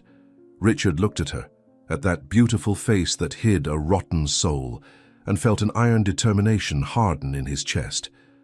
She had planned to kill him slowly, painfully, the same way she had killed Stephen, his old friend who had never hurt anyone in his life. Rose and Carol had risked everything to save him, had been humiliated and expelled, and he had been too arrogant and blind to believe them. She deserves to taste her own poison. I'm going to turn the tables on her, and then I'll hand her over to the police with all the necessary evidence, thought Richard, and a sense of clear purpose replaced any hesitation he might have felt. Richard walked silently to the ensuite bathroom, carefully closing the door before turning on the light. He placed the 3 vials of poison on the marble countertop and examined them under the light. The liquid inside was completely transparent, odorless, impossible to distinguish from pure water. He opened the bathroom cabinet where Valerie kept her products, and there he found her vitamin bottle. It was an amber glass bottle with a white cap, labeled as an imported supplement. She is meticulous, organized, plans every detail. But she made a fatal mistake. She underestimated my intelligence, thought Richard, taking the bottle and opening it with determination. Inside were approximately 20 clear gelatin capsules filled with white powder. Richard poured them all into the palm of his hand, watching them roll and accumulate. His heart beat firm and steady, not with fear, but with the adrenaline of someone about to execute a perfectly justified plan of revenge. Using a small spoon, he began to open each capsule, dump the white powder into the toilet, and refill them with the transparent liquid from the poison vials. It was meticulous and time-consuming work, but Richard had an aptitude for precision work when sufficiently motivated. After 20 minutes, all 20 capsules had been tampered with. Perfect. Now they're poison capsules. The same poison she was using on me. Poetic justice, thought Richard, putting them back in the amber bottle. Richard stored the 2 remaining vials of poison in his own toiletry bag and the stolen necklace in the inner pocket of his suitcase. He turned off the bathroom light and returned to bed, lying down next to Valerie without any difficulty. The hours until dawn passed, and Richard even managed to sleep for a few hours, a light but restorative sleep. She'll take her vitamins as she always does, and then I'll finally know for certain what she was doing to me, thought Richard, and a dark satisfaction warmed him. When the first rays of sunlight illuminated the room, Richard woke up completely reinvigorated. Valerie woke up soon after, stretching and turning to kiss him on the cheek with that sweet smile he now saw for what it really was, a mask to hide a murderer. "Good morning, love.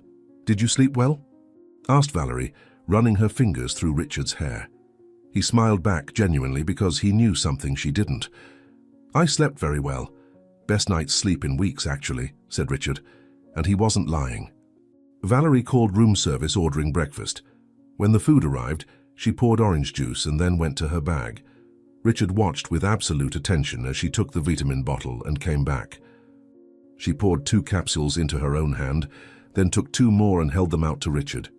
"Your daily vitamins, Richard, you can't forget." "They're very important for your health," said Valerie, with almost imperceptible emphasis on the word important. Richard took the capsules, brought them to his mouth pretending to swallow, but actually kept them hidden in his hand. He took a large sip of juice, showing his empty hand. "They're all taken," said Richard, and Valerie smiled approvingly.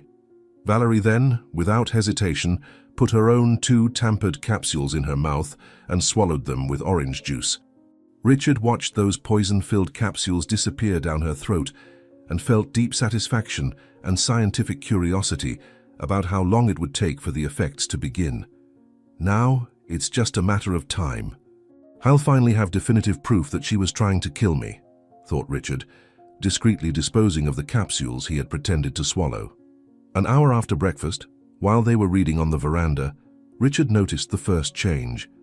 Valerie slightly furrowed her brow and brought her hand to her stomach, pressing gently. "It's begun. The symptoms are starting," thought Richard, feeling his pulse quicken with anticipation. Valerie constantly changed positions, as if she couldn't get comfortable. "Are you okay?" Richard asked casually. Valerie forced a smile. "I'm fine. Why do you ask?" she said, but there was a defensive note in her voice. 2 hours later, Valerie abruptly stood up and went to the bathroom. Richard realized she was getting sick. She stayed there for 15 minutes, and when she came out, her face was visibly paler, sweat glistening on her forehead. "Are you sure you're okay? Want me to call the resort doctor?" Richard asked, genuinely curious about how far she would try to hide. Valerie shook her head. No, it's nothing. Just a little nausea. Must be something I ate. It'll pass, said Valerie, and Richard had to suppress a smile. Something you took, he thought. During the afternoon, Valerie went to the bathroom 6 times in 3 hours, each time paler, sweatier, sicker. Richard watched with scientific fascination and righteous satisfaction. Each symptom was additional confirmation. She was going to make me feel exactly like this.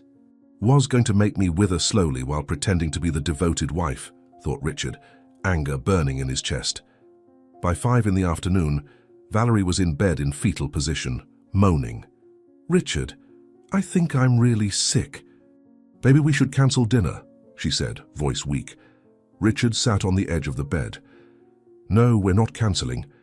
You said this dinner was important. Let's go. The fresh air might help, said Richard, firm voice, leaving no room for arguments. Valerie looked at him with confusion about why he was being so insistent. But I feel terrible, she said, genuine vulnerability in her voice. He leaned closer.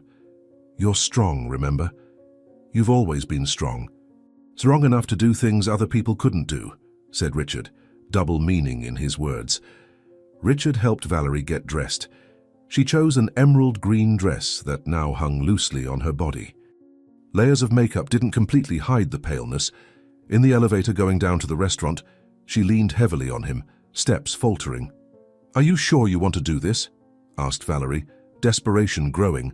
He squeezed her arm. Absolutely. We need to keep appearances, don't we? We don't want anyone thinking something's wrong, said Richard, coldness in his tone making her look at him with nascent suspicion. The restaurant was elegant, tables with white tablecloths, candles lit, soft music. A waiter led them to a table overlooking the ocean. Richard ordered the full menu. Valerie ordered only water, hand trembling as she raised the glass.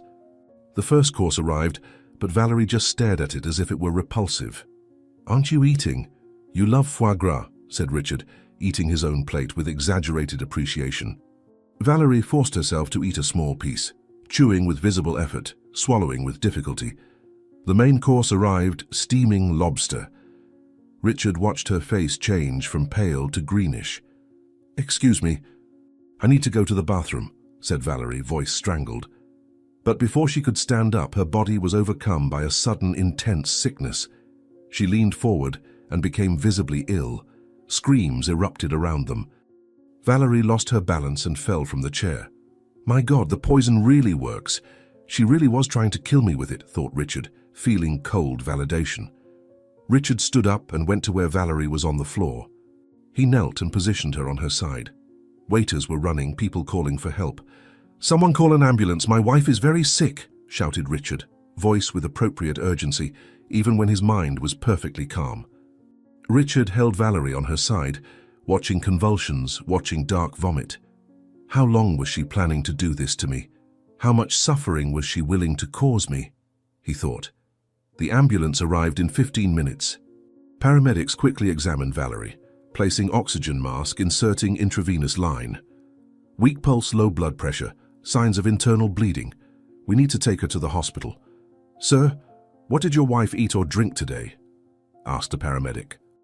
Richard stared at him with steady eyes. She took vitamins this morning, vitamins she bought herself. Before that, we had breakfast provided by the resort.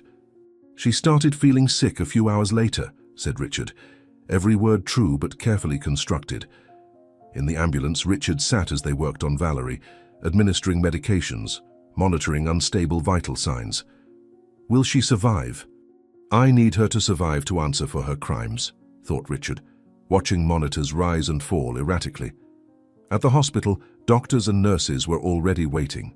A female doctor in a white coat took command. 35-year-old woman in critical condition. Prepare the trauma room and call the toxicologist, she said, running alongside the stretcher. A nurse blocked Richard. Sir, you need to wait while we treat your wife, he said. Richard shook his head. I need to speak to the doctor in charge right now. There is critical information, said Richard, voice with authority. The doctor came back. Critical information?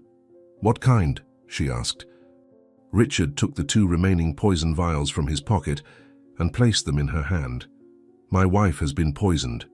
With this, she has been giving me daily doses over the past few weeks to kill me slowly. This morning I switched the contents of her vitamins with the poison she was using on me. She ingested 2 capsules 8 hours ago, said Richard, voice calm and factual. The doctor stood motionless, processing. Are you confessing that you intentionally poisoned your wife? She asked. Richard nodded. I am, but she's a murderer. 2 years ago she married Stephen Morrison using the name Letitia Morrison. She poisoned him for 3 months until he died. She inherited millions and disappeared. Then she reappeared with a new identity, married me and was doing the same thing. I discovered the plan last night and decided to turn the tables. I gave her what she was giving me, said Richard, each word clear. The doctor looked from the vials to him. I'll need to call the police. You understand that? She asked. I hope you call them. I want her to be investigated. I want Stephen's body exhumed. I want justice, said Richard, voice firm. The police arrived quickly. An investigator took Richard to a private room. Richard told everything. The marriage, Rose interrupting, Carol and Stephen discovering the phone connection, the poison vials, the stolen necklace, switching the vitamins. He spoke for 40 minutes. That's an extraordinary story. Do you understand that you've confessed to attempting to kill your wife? That's attempted homicide, said the investigator. Richard nodded. I understand. But she was trying to assassinate me. I defended myself using her own means. And more importantly, I want you to investigate Stephen. Exhume the body. You'll find poison. You'll find that she killed him, said Richard without remorse. Richard waited hours at the hospital. Finally, the doctor emerged. She survived. But she's critical. The poison caused severe damage to her liver, kidneys, and gastrointestinal system. She'll need multiple surgeries and months of treatment. The sequelae will be permanent, she said. Richard heard the subtext. Valerie would live but would never be the same. 2 days later, the police located the accomplice named Michael. Under interrogation, he confessed everything. He confirmed that Valerie was Letitia Morrison, that she had poisoned Stephen, that the plan was to repeat with Richard. The authorities agreed to exhume Stephen's body. Toxicological analysis confirmed very high levels of poison. The media exploded with the story. Black Widow. Woman accused of poisoning 2 rich husbands, headlines screamed. Valerie was publicly exposed, her photo in every newspaper, called a serial killer. But when the trial came, Valerie's lawyers presented a clever defense. My client has suffered serious sequelae from the poisoning, permanent brain damage. She doesn't have the mental capacity to stand trial. She can't even speak properly or walk without help, they argued. Medical expertise confirmed it. Valerie had survived, but was severely debilitated, almost vegetative. The judge had no choice. Considering the incapacitating sequelae, the defendant is declared mentally unfit to face trial. She will be transferred to a specialized care institution under permanent supervision, said the magistrate, striking the gavel. Richard observed the decision without expression. Valerie wouldn't go to prison, but her fate was perhaps worse. She would live the rest of her life debilitated, dependent. Her beauty destroyed, her intelligence erased, her ambitions reduced to nothing. Justice has been done, even if not in the traditional way, thought Richard, finally feeling that the nightmare had ended. 3 months after the trial, Valerie was released from the medical institution with an extensive list of medications she would need to take for the rest of her life and recommendations for constant care. The hospital could no longer keep her. Their resources were exhausted, and there was no one willing to pay for continued treatment. Her body had survived the poisoning, but barely functioned. She walked with difficulty, dragging her right leg that never fully regained its strength. Her speech was slow and slurred, words coming out with visible effort. Her memory constantly failed, forgetting names, places, even what she had eaten for breakfast. The stunning woman who had seduced rich men no longer existed. In her place was a broken body, a fragmented mind, a future without hope. Valerie sat on the interstate bus bench that would take her back to the only place left, the rural farm where she was born, in the deepest countryside, a place she had sworn never to set foot in again. I had everything. I had millions. I had beauty. I had power. Now I have nothing, she thought, tears streaming down her face as the urban landscape gave way to empty fields. The farm was 3 hours from the nearest town, accessible only by potholed dirt roads that made the bus violently shake with each meter. Valerie got off at the lonely stop, marked only by a faded sign, carrying a single old suitcase with the few clothes she now owned. The sun was setting, coloring the sky orange and red, and the smell of earth and animal manure invaded her nostrils, bringing memories of a childhood she had spent decades trying to forget. The family farm was a kilometer from the road, and Valerie began to walk slowly, her leg dragging through the dirt, raising dust with each difficult step. It took her 40 minutes to travel that kilometer that she would have walked in 10 before. When she finally reached the wooden gate worn by time, she was breathless, sweating, trembling from exhaustion. The main house was small, painted white, but with peeling paint, surrounded by pens where pigs grunted and chickens scratched. This is the hell I ran away from, and now I've returned to it, thought Valerie, feeling despair tighten in her chest. Valerie pushed the gate that creaked loudly on rusty hinges and walked to the front door. Before she could knock, the door opened, revealing a woman of approximately 65, hair completely white tied in a tight bun, wrinkled face burned by decades of sun, thick hands calloused from hard work. It was her mother, a woman Valerie hadn't seen in 8 years, since the day she had left for the big city with promises of never returning. The expression on the older woman's face wasn't of joy or relief at seeing her lost daughter. It was pure, hard contempt. "So the princess has returned. I thought you were rich now. I thought you were too important for this place," said the mother, her voice laden with bitterness accumulated from years of abandonment. Valerie opened her mouth to respond, but the words came out slow and slurred because of the neurological damage. "Mom, I don't have anywhere to go. I need help," said Valerie, each word costing enormous effort and hating the vulnerability she was forced to show. Her mother crossed her arms over her chest, blocking the entrance to the house, her hard eyes scanning her daughter's broken body with something that could be satisfaction. "Help? You want help? Where were you when I needed help here on the farm? When your father died and left me alone with all this work? You ran away, said you were too smart, too pretty to live like a peasant. Said you would marry a rich man and never look back," said the mother, spitting each word as if they were stones. Valerie felt tears burn her eyes but forced them back. She couldn't afford the luxury of pride now. "I know I was terrible, but I'm sick. I don't have money. I don't have anyone," said Valerie, and the admission of that truth hurt more than any physical pain she had felt. Her mother was silent for a long moment, studying the broken daughter before her, and then a cruel smile curved her lips. "Fine. You can stay. But it won't be free. You'll work. You'll do what you should have done years ago before running away. You'll take care of the pigs. You'll clean the pigsties. You'll feed the animals. And you won't receive a salary. You'll receive food and shelter, nothing more," said the mother. And there was a dark satisfaction in her voice that made Valerie realize this wasn't just about work. It was about revenge. Valerie wanted to protest, wanted to say she was too sick for heavy work. But she looked around the lonely farm at the empty road behind her and realized she had no choice. "All right. I'll work," said Valerie, lowering her head in defeat.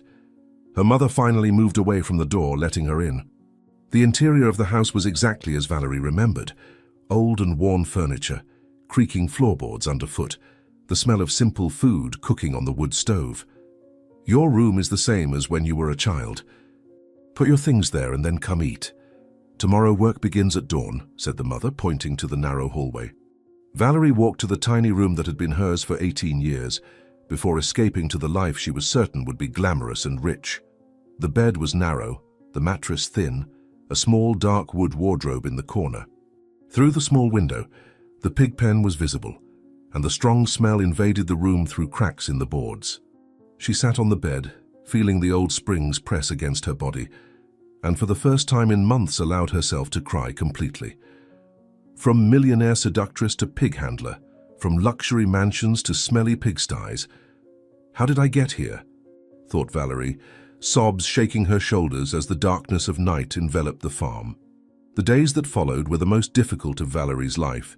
She would wake up at 5 in the morning to her mother's shouts through the door.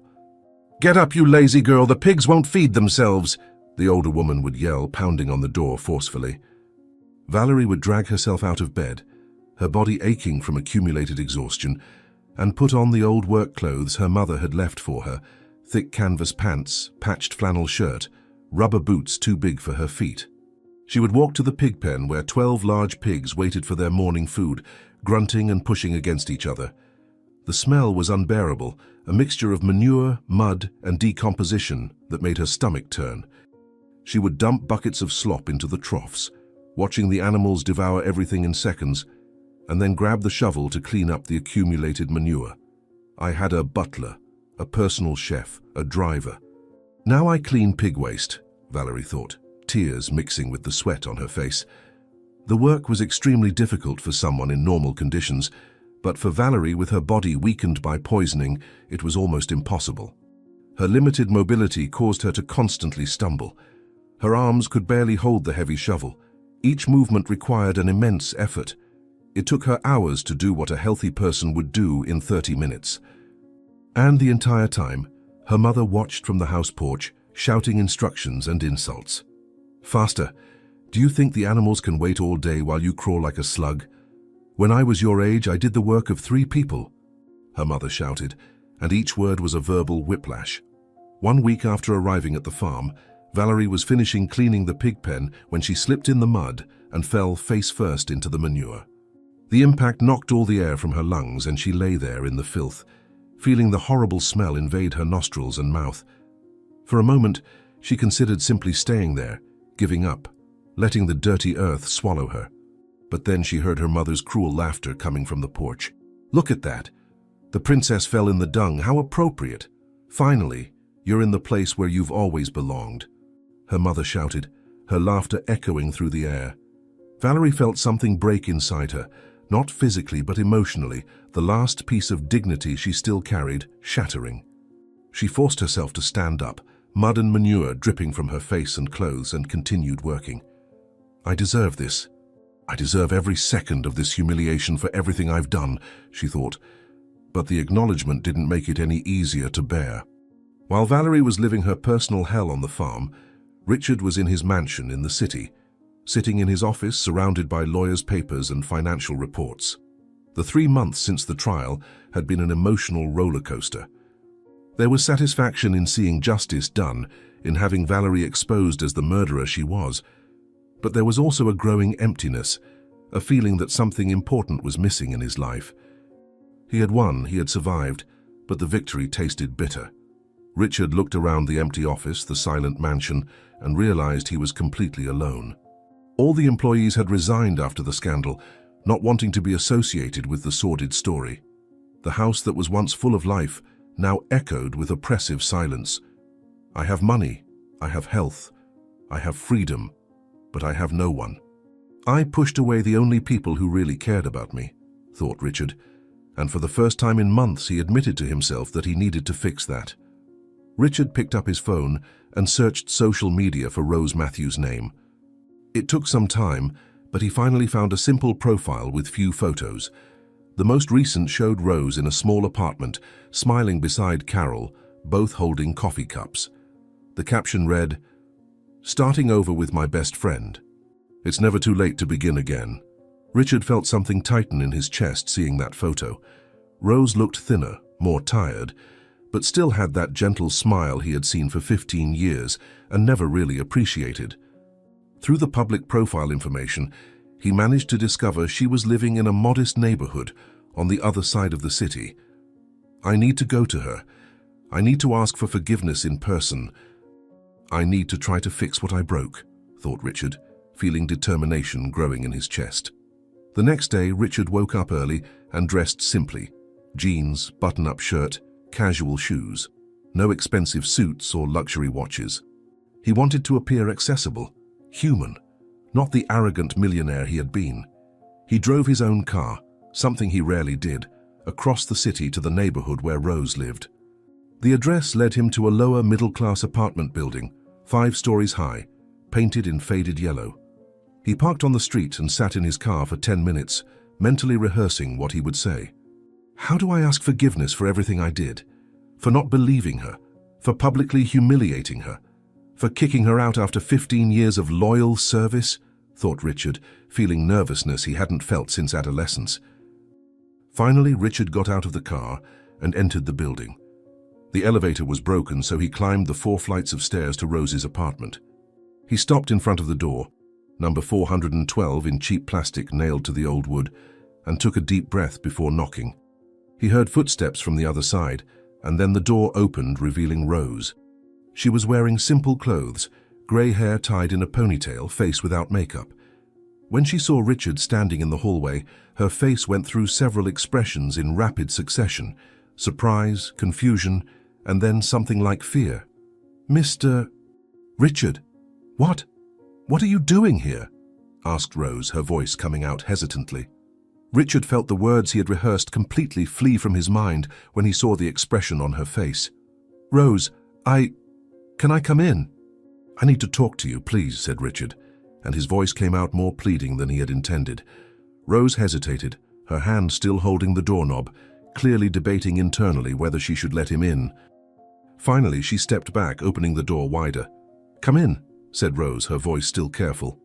Richard entered the small apartment, a space that probably had 1 bedroom, living room, and kitchen combined.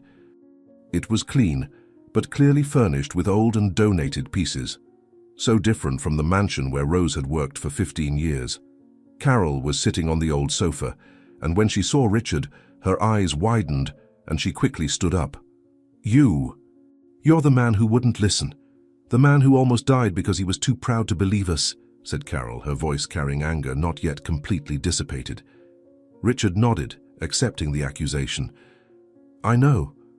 You two were right about everything. And I was wrong about everything. That's why I'm here," said Richard, and looked directly at Rose. Before Rose could respond, Richard did something that shocked both women. He knelt on the worn floor of the apartment at Rose's feet, head bowed. "You risked everything to save me. Risked your job, your reputation, your freedom.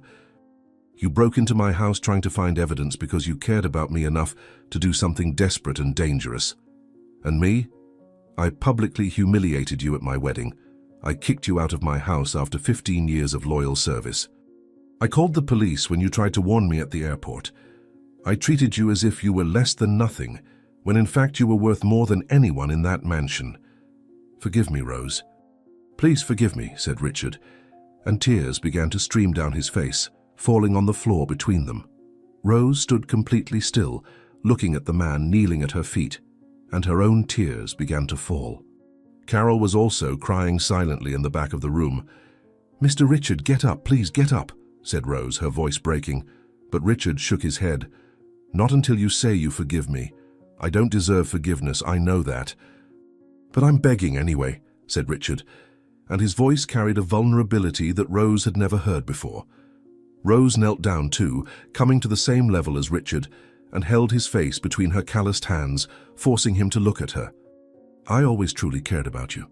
It wasn't just a job for me. I saw you almost like a son, someone I wanted to protect and take care of. That's why it hurt so much when you kicked me out. But I understand. You were in love. You were manipulated by a master manipulator. It wasn't entirely your fault," said Rose, tears running down her wrinkled cheeks as she spoke. Richard held her hands, squeezing them tightly. "Don't make excuses for me. I was arrogant. I was stupid. And I almost died because of it. You saved me, Rose. You and Carol saved me even when I didn't deserve to be saved," said Richard, his voice loaded with deep gratitude. Carol approached, placing her hand on Richard's shoulder. "Stephen had no one to save him. I tried, but I didn't have the courage to go as far as Rose went for you. Seeing you alive, seeing justice being done, that gave peace to my soul. It gave meaning to Stephen's suffering. So I forgive you too," said Carol, her voice soft now, the previous anger completely dissipated. Richard looked from Rose to Carol, feeling something break inside him, but in a good way, as if a gigantic weight was being removed from his shoulders. "Thank you. Thank you both. I don't deserve your generosity, but I'm grateful for it," said Richard, finally standing up and helping Rose do the same. The three stood in the middle of the small living room, a moment of comfortable silence settling between them. Richard looked around the modest apartment again and felt angry at himself for having reduced Rose to these circumstances. "Rose, I want to make financial restitution. You worked for me for 15 years. You were unfairly dismissed without notice, without benefits, without anything. I want to compensate you for that. I want to give you the equivalent of 5 years' salary, plus a substantial bonus for what you did to save me." "It's the least I can do," said Richard, taking an envelope from the inner pocket of his jacket. Rose looked at the envelope as if it were a venomous snake, shaking her head. "Mr. Richard, I don't want your money. It wasn't for money that I tried to save you," said Rose, taking a step back. Richard stepped forward, extending the envelope to her. "I know it wasn't for money. It was out of kindness, out of compassion, out of genuine love. But that doesn't change the fact that you lost your job and your home because of me. Let me fix this, please. It's not charity, it's justice. It's what you should have received anyway," said Richard, his voice firm but gentle. Rose hesitated, looking at the envelope, and then at Carol, who nodded encouragingly. Finally, Rose took the envelope with trembling hands. "Thank you, Mr. Richard," she said, voice almost a whisper. Richard shook his head vigorously. "Don't call me Mr. Richard. Not anymore. That creates a distance, a hierarchy that shouldn't exist between us. You are not my employee. You will never be again. I want us to be friends, equals. Just call me Richard," he said, extending his hand to her. Rose looked at the outstretched hand, tears filling her eyes again, and then shook it firmly. "Richard," said Rose, testing the name on her tongue, and a slow smile spread across her face. Richard smiled back, feeling a genuine connection form between them for the first time. Not of employer and employee, but of people who had been through something extraordinary together. Richard visited Rose several times in the following weeks. Sometimes he brought food, sometimes he just showed up to talk.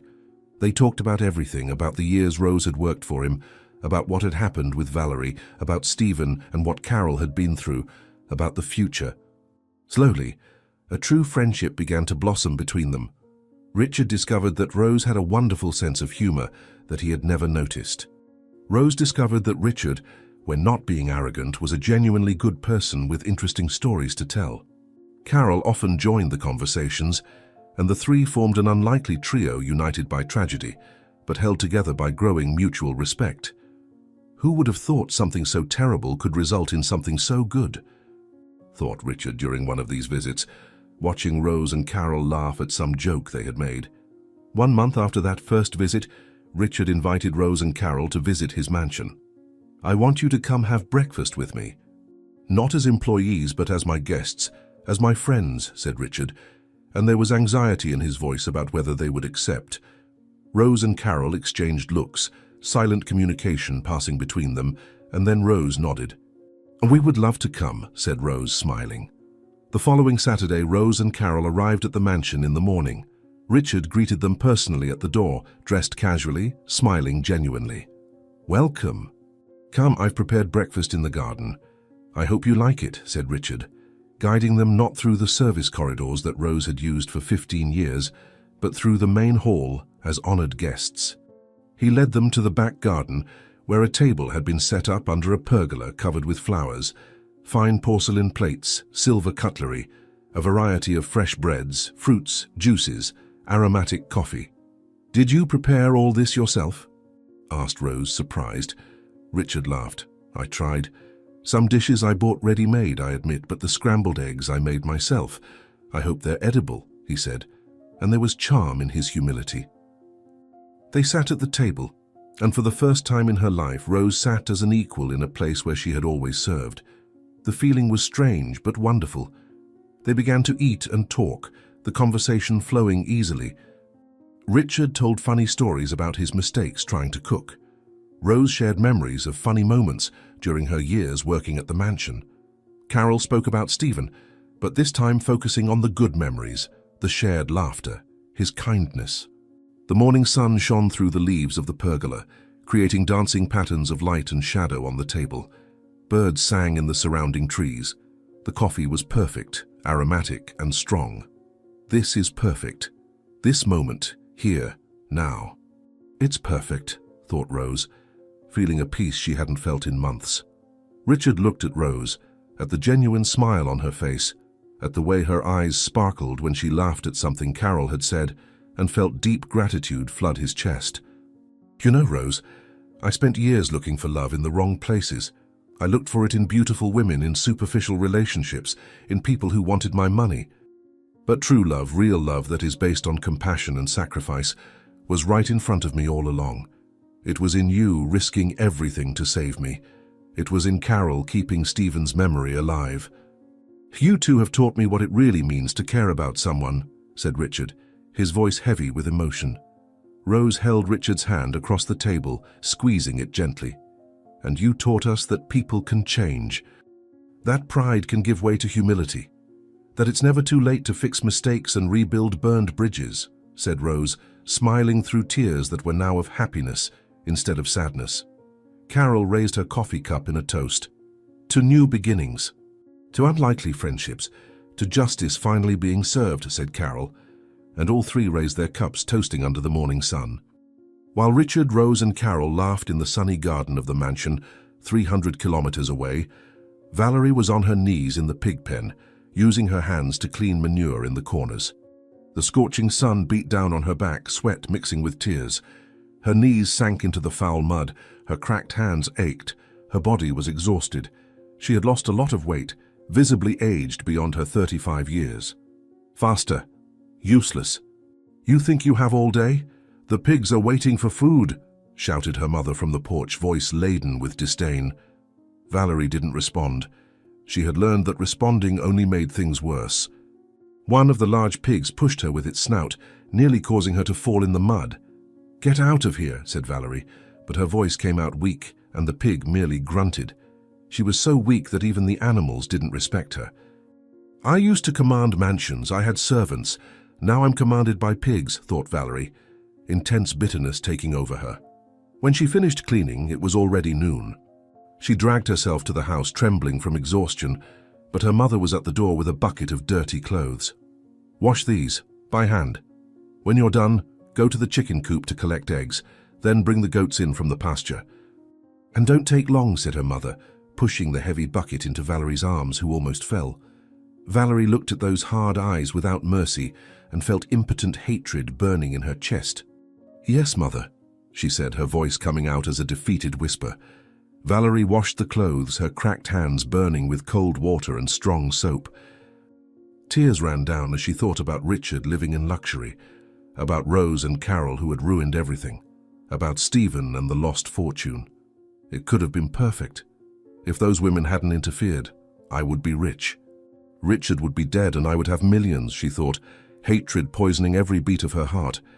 But hatred didn't change her reality. It didn't ease the pain, didn't heal her hands, didn't fill her empty stomach, didn't restore her destroyed beauty or health. She finished washing, collected eggs in the chicken coop where hens pecked at her feet, then fetched the goats. When she returned, the sun was setting, painting the sky blood red. Red like the blood I vomited when Richard poisoned me. Red like the hell that is my life, thought Valerie. That night she lay in her narrow bed, body aching, and looked at the cracked ceiling. She could hear the pigs grunting, the smell invading her room. She tried to remember designer dresses, silk sheets, servants attending to her every whim. But the memories were fading, replaced by the brutal reality of mud, manure, and humiliation. This is it. This is how it is until I die. There is no escape. There is no redemption. Just work, pain, and contempt until my body finally gives up, thought Valerie. Back at the mansion, coffee had turned into lunch, now moving toward mid-afternoon. Richard, Rose, and Carol were still talking in the garden, enjoying each other's company. Richard looked at Rose and felt genuine respect, admiration, gratitude, and brotherly love. "Rose, my door is always open for you, for both of you. This house isn't just mine, it's ours. Come whenever you want. You saved my life and I will never forget that," said Richard, voice laden with sincerity. Rose looked around the beautiful garden, at the mansion, at the man who had learned humility in the hardest way, and smiled. "Thank you, Richard, for everything. For forgiveness, for restitution, but mainly for finally seeing us as human beings equal to you. That's worth more than any money," said Rose. Carol raised her cup. "To Stephen, who is smiling because justice has been done. And to us survivors who refuse to let evil win, she said emotionally. The three toasted, cups clinking under the afternoon sun. While 300 kilometers away, Valerie returned to the pigsty, broken body, crushed spirit, life reduced to nothing. And while Richard, Rose and Carol laughed together, building genuine friendship born from the ashes of tragedy, Valerie's mother's voice echoed through the farm. "Faster, useless, the pigs are waiting." And the cycle of humiliation continued, with no end in sight. Did you enjoy Rose and Richard's story? Then subscribe to the channel, leave your like and comment where you're watching from. Oh, and there's another story waiting for you here on the screen. Click there and I'll be waiting for you.